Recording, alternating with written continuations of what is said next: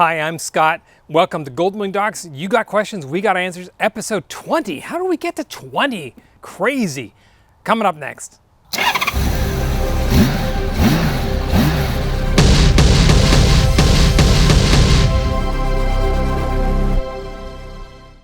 You guys really love these videos, and I can't believe we're at 20 episodes of this. I never had any intention of doing Q&A videos, but it seems to be what you guys love more than anything else, so I'm just gonna keep doing them because you guys keep sending me tons of questions. First one is from Wayne Harris. This was posted on my video on checking your oil, where I said, checking your oil, you're doing it wrong, probably, because most people are. I'll put a link to that video down below. So anyway, this is in response to that video. I'm not sure I understand your logic of checking the oil level. If a bike has been parked overnight or for even days, has not all the oil migrated to the bottom? Would not wiping this dipstick and replacing it back be an accurate level reading under that condition? Thanks. Well, maybe yes, but no. The reason why is because Honda knows that you typically aren't going to be checking your oil after it's sat for a long time. You may want to check your oil after you've just been out riding. Letting it sit for days is not an option at that point. So what they did is they calibrated the oil so that when you run the engine, then turn it off, let it sit for a few minutes, then check the oil, that's what it's calibrated for. If instead you let it sit overnight and then check the oil, it's going to be a little bit higher, and now you're going to be reading an incorrect level because you're going to be thinking the oil is higher than it actually is. So because the dipstick is actually calibrated for running the engine, turning it off, letting it sit for a few minutes, then checking the oil, that's what you need to do. Hopefully that answers that question. Photive1 writes, I can't find tires for my bike anywhere. Everyone is out of stock and they don't know when they will get more. Where do you find your tires? I commiserate with you on this because my van, which is sitting right over here, I've had tires ordered for that for 2.5 months, and they still have no ETA of when or if they might ever be available. Supply chain issues have really affected tire manufacturers for whatever reason. Low volume tire manufacturing, such as motorcycles, is affected way more than even just automobiles. So I'm sorry I don't have an answer for you. My Avon on the front is several years old, as is the Ostone taxi tire I have on the back. They're probably getting close to the time when they're going to need to be replaced. I haven't actually bought tires since the pandemic began, so I haven't been affected by the shortage, but I know many of you are, and you have my condolences. If anybody has ideas of where they have found tires, please post them in the description below for Photive1 to help them out. Okay, Oh Fortuna, what causes death wobble? Now that's a big one. So death wobble is where you get negative dynamic stability in the steering system. Basically what happens is the handlebars vibrate so violently back and forth that you can actually crash. You can get thrown off the bike goes out of control and crashes. Normally, a bike has positive dynamic stability, and that means that when you displace the handlebars, it wants to come back to a straight and center. So even if you push it out one way, it might vibrate a couple times, but the amplitude of each of those vibrations reduces into the point where it's no longer vibrating back and forth and you're steering straight ahead again. It's really tough because if you've ever had a shopping cart where the wheel caster is kind of like vibrating, that's death wobble, except on a shopping cart. Now that happens on these bikes.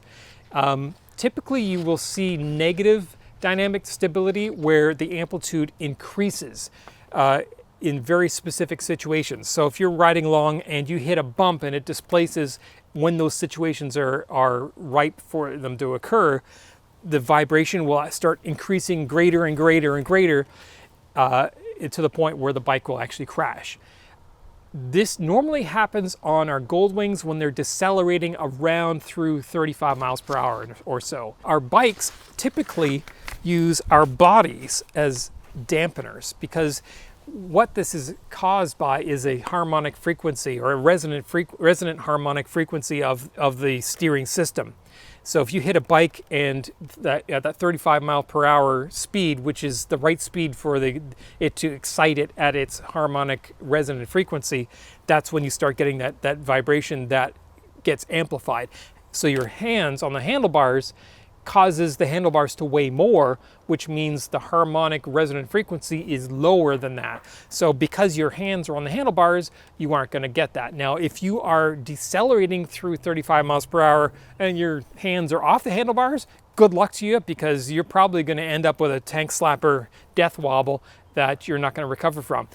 If you start getting one and it starts wobbling, you can grab on the handlebars tightly. Will typically stop it, as long as it hasn't gotten too far. So if the amplitude gets so high, it's going to shake your hands right off the handlebars. You're not going to stop it.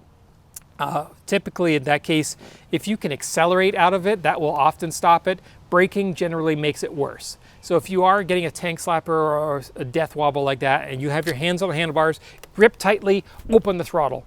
Generally, that will unload the front end and get you out of that death wobble. Typically, grabbing on and braking where you're putting more load on the front end only exacerbates it and makes it worse.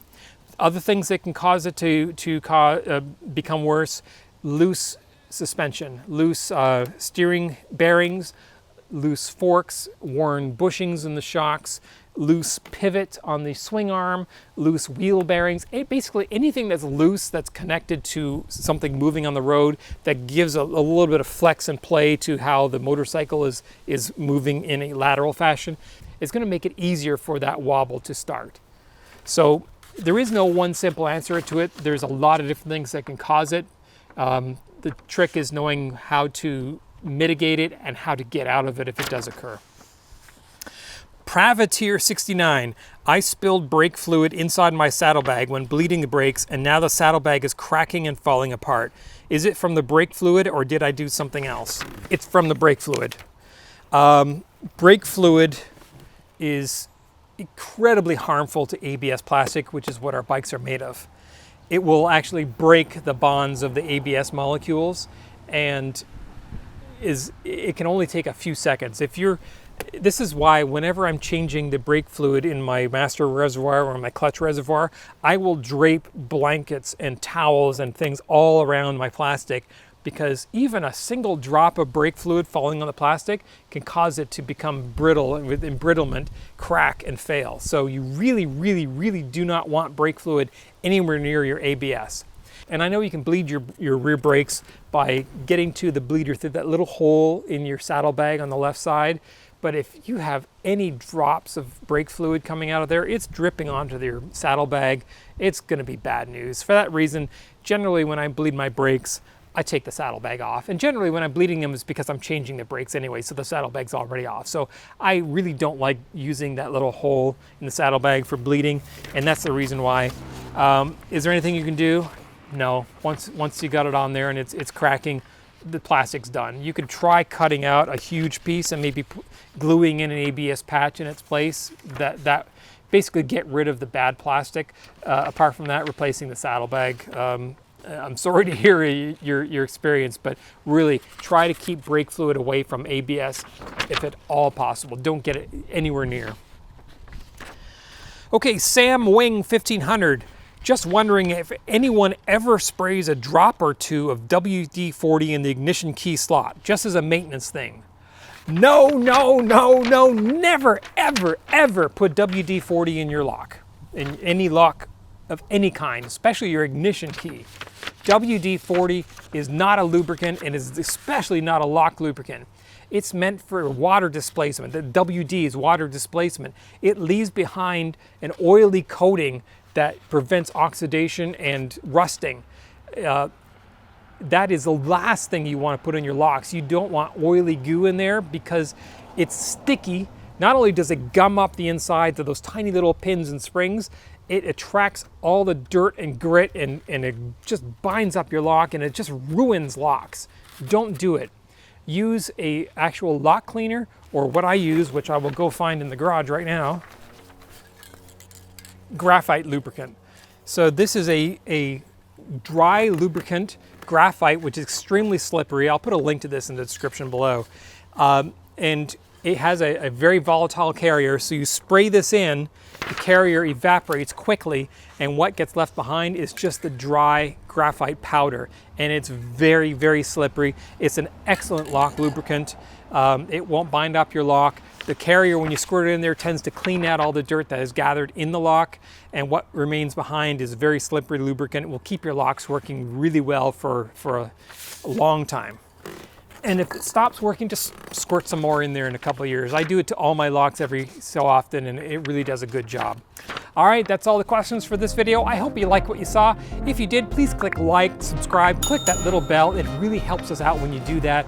And it lets you get notified every time we post one of these amazing videos. If you have any questions or comments of your own, leave them in the comments section down below. And please don't forget to check out the GoldwingDocs forum. 91,000 members, Goldwing owners just like you. Friendly people ready to answer questions or just say hello. Thanks for watching.